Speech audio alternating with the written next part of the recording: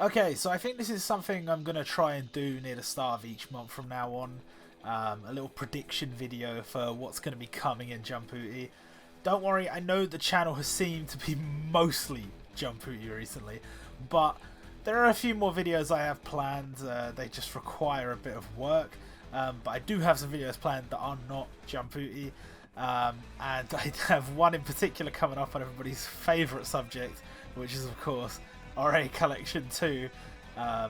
That's almost done. Hopefully that'll be out this week. But for today, I'm going to be predicting what we're going to see on Jumputi in the next month or so. Specifically talking about the events we're going to see at the end-ish of October and then the start of November. So to get things started, I'm going to first talk actually about the later event, which is the start of November event. Now, chances are this is going to be a feature festival because that's kind of how they've been doing it recently.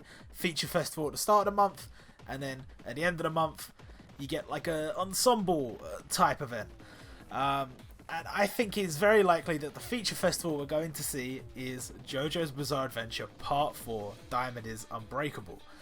Now, I'm obviously not picking this at random. If you've watched the news video, you know there were indicators in the files that stated that JoJo's Bizarre Adventure Part 4 would be coming soon. There's no guarantee that it's going to come in November. There's no guarantee it's going to come anytime soon for that matter.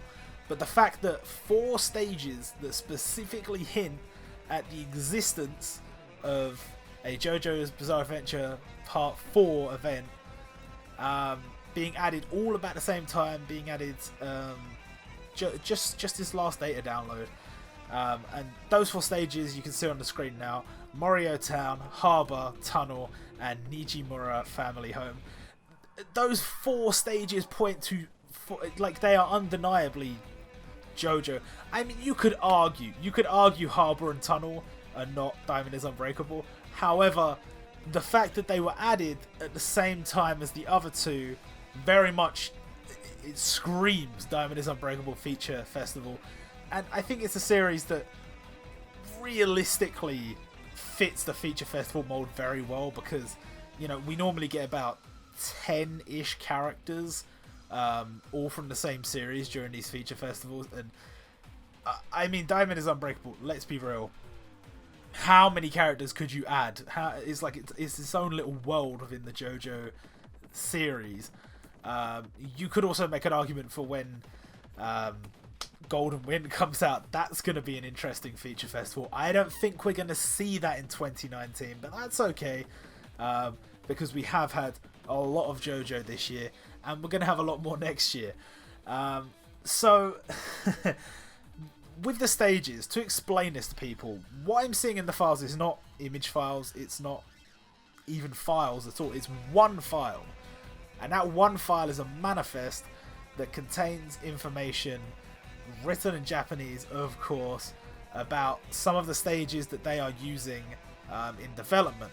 Now, this manifest file is used for our game to point to a file so that when you get into the game and it tries to load up a stage, it knows which stage to load up. However, because I guess of the way they do data downloads and stuff, we get to see what they're working with right now rather than what's actually in the game. So these files don't exist in the game, but in the manifest we can see the indicators that these files do exist in the current development environment. So we know that they're working with these 4, and the last time they added a bunch of files all at once that seemed to point to one series, that was for the Kenshin Feature Festival, which did come. So hey, I'm not 100% sure, but I'm like 95% that we're getting Diamond is Unbreakable at the start of November. Now, what I think we're going to see is a little bit... It's a little bit hard to say exactly because the developers are always going to want to release characters in the way that will give them the most bang for their buck. So the Kenshin event for me was a little bit sparse. But I think they did do it in just the right way that they were going to make good money from it. You know, they've got the 4 gacha, they've got the limited gacha. I think they're gonna make their money back off of it, and I think it was just one event short from being completely fine. If they had just put one like catastrophe, or not even catastrophe, like ultimate class event to go about the same time as GNA, maybe start GNA a couple of days earlier, then put another ultimate, maybe RNG or someone like that, I think that would have been just right. And that would have, but because they haven't done that, it just feels like there's nothing that they want you to spend your stamina on for this last like week of the event, which is absurd. However, I think they won't make that mistake again. For Diamond is Unbreakable, there's so many characters you can use, and based on the files that we already see there, I think it's pretty obvious that they have some enemy stages already planned out for us. Now, I'm going to put up on the screen exactly what I'm thinking for this event.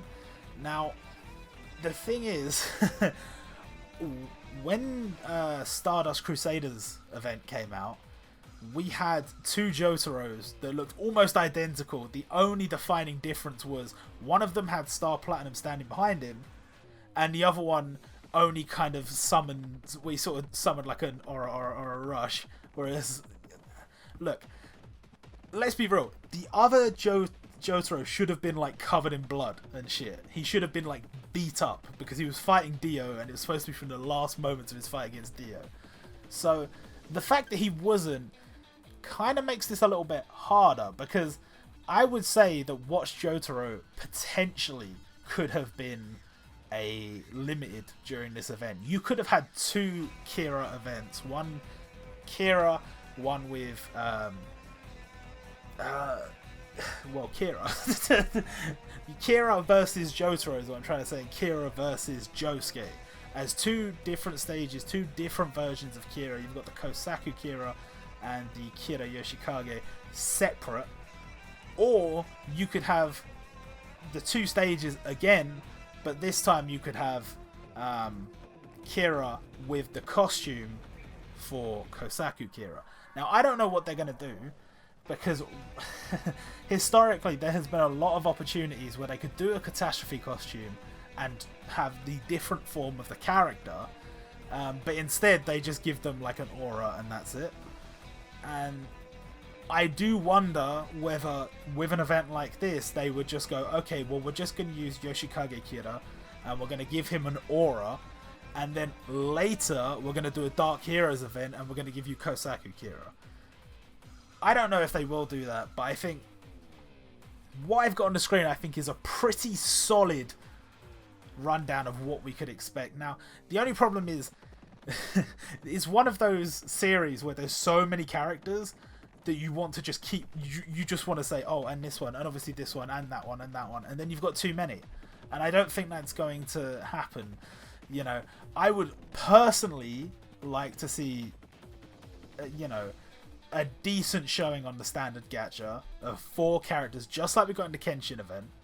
However, there's every chance that they won't do that. There's every chance that, you know, a character like Rohan could be something else, or not even in the event.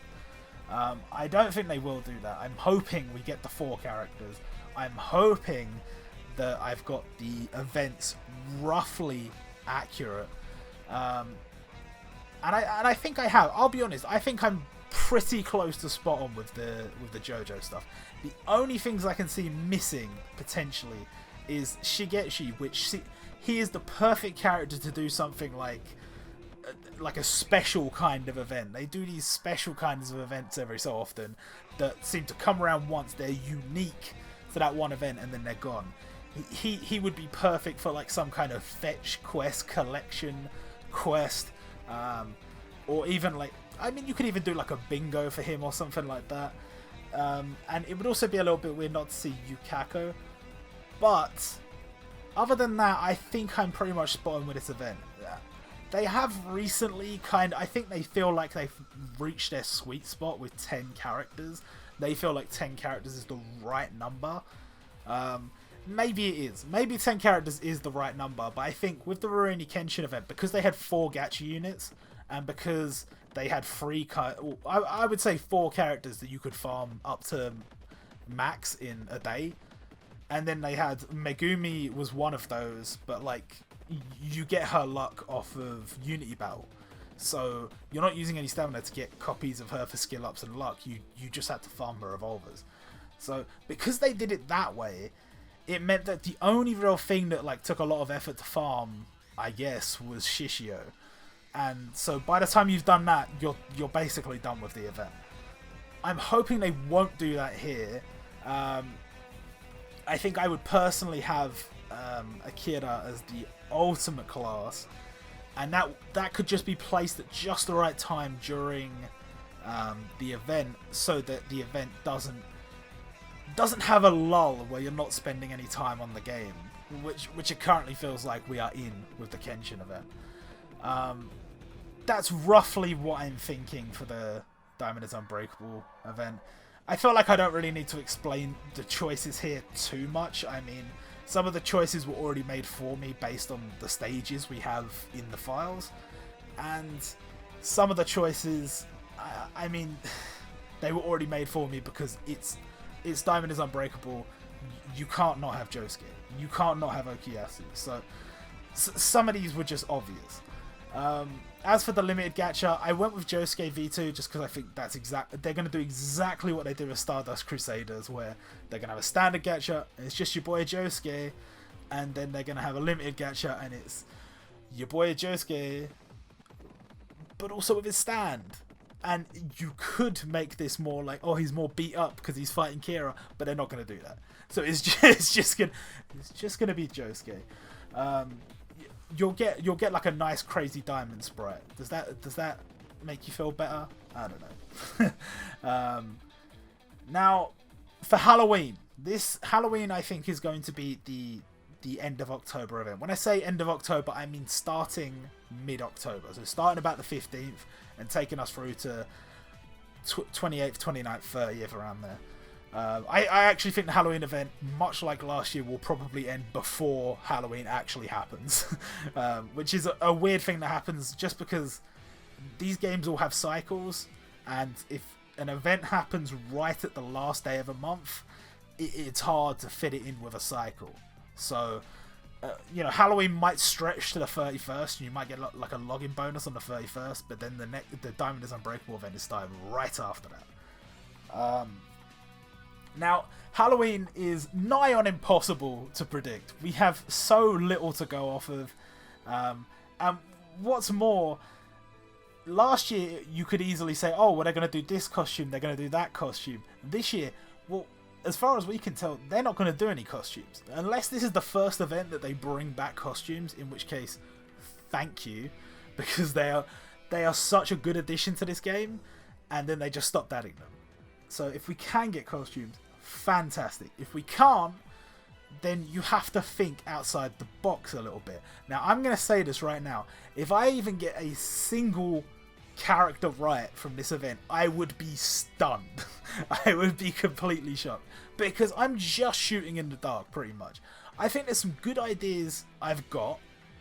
And I think if I was doing the event, I would probably do something similar to this. But what I've also considered is not just what I would like to do, but what I think they would like to do in order to profit efficiently, because if it's very easy to just say, oh, they'll bust their nut and they'll do this character and this character and this character, but you've got to think long term.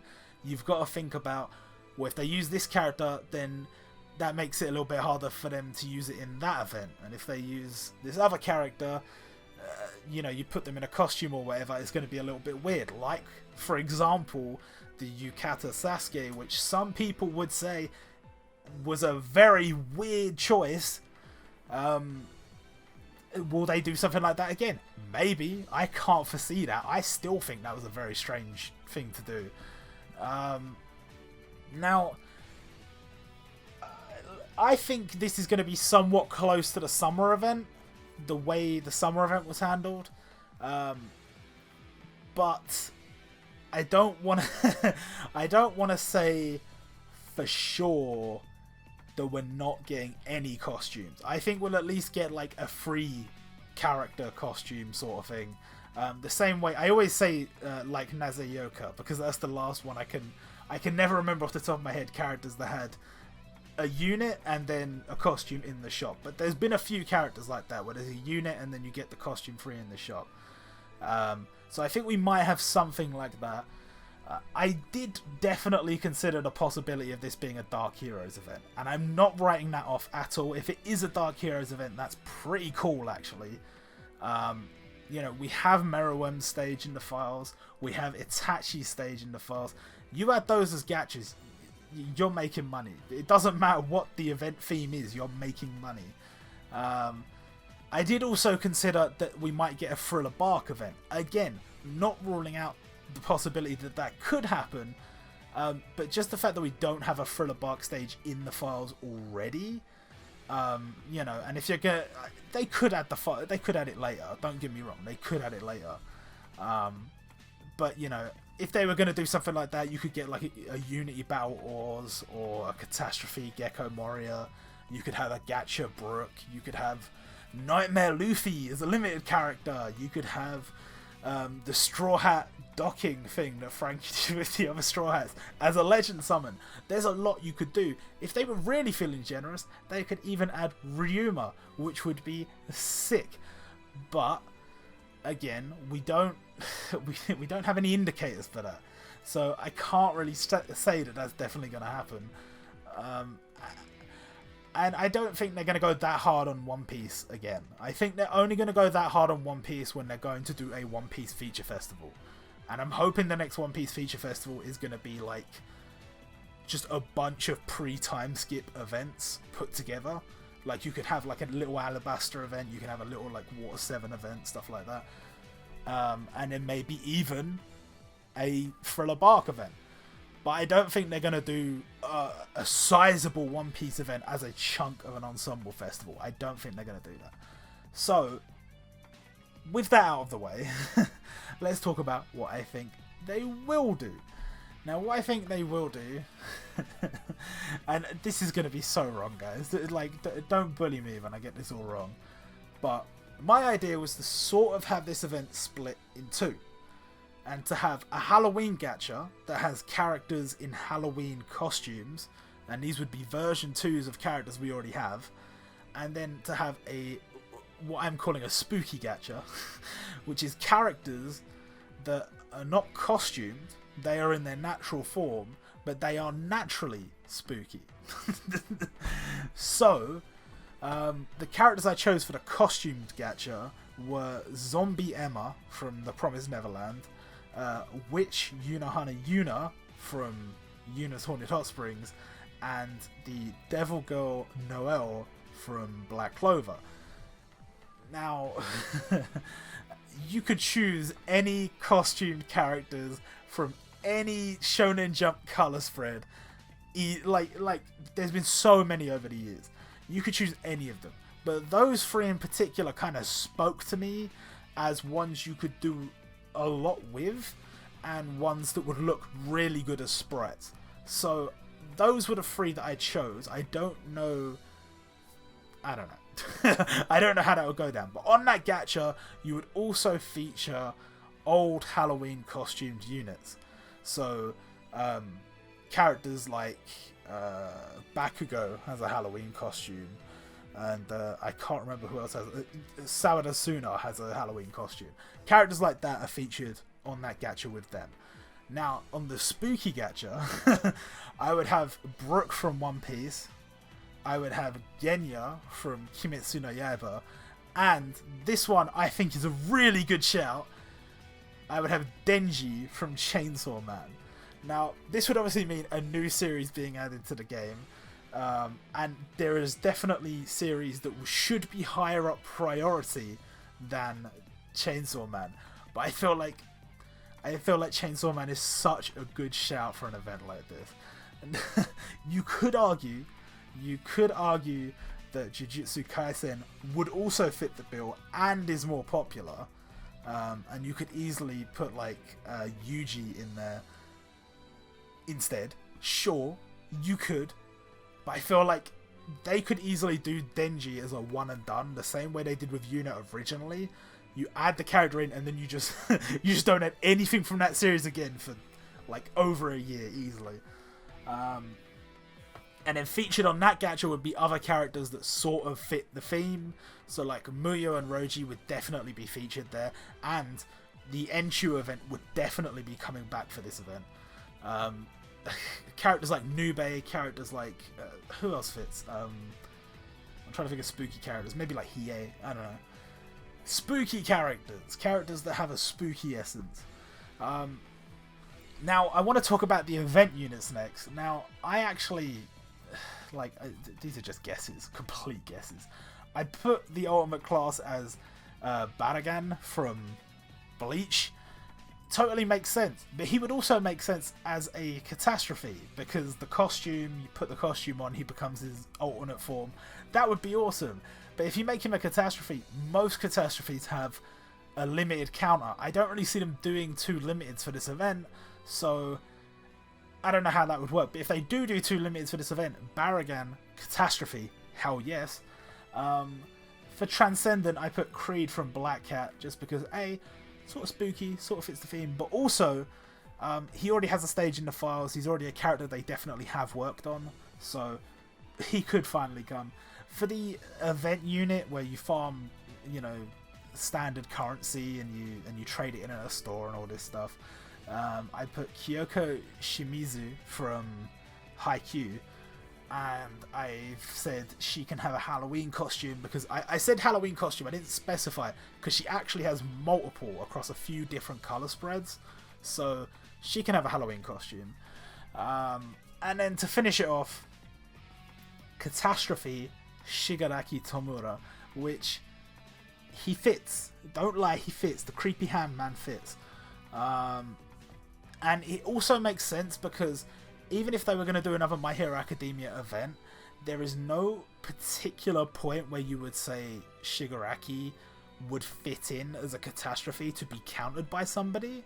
Like, we already have All Might versus All For One. We already have Deku versus Overhaul. There's not really a key point, I would say, that fits for putting in Shigaraki to be countered by somebody. But he should be in the game still. And later on, there definitely will be a point where you could put in Shigaraki and have him counter. But then, at that point, we'll have somebody to counter him contextually within the manga that makes sense. And you can do a whole event around whatever arc that is in. So, I think that's fine. I think that to bring him in here doesn't take away from another event. And he fits really well. And then to counter him, of course, we have... Now, I think this is not a bad shout. Light Yagami and Ryuk as a dual unit. Now, we've got Light on one hand, who is a very niche, good at what he does, but not that great unit. And we have Ryuk, who is a free unit that came from a random event that they could have easily used the stage background specifically made for him for that event, and they chose not to. You slap those two together, and I think you've got a pretty tasty unit. Give us some vamped up animations, yeah. Make Ryuk look less weird, and I think you've got a pretty sick unit there. I think that could work. And when I say dual unit, I'm not talking about like OPTC, like the way they do it. I'm talking dual unit the same way. Just the two characters are together. Like they're not going to swap or anything like that. I think that works. Will it happen? Almost definitely not.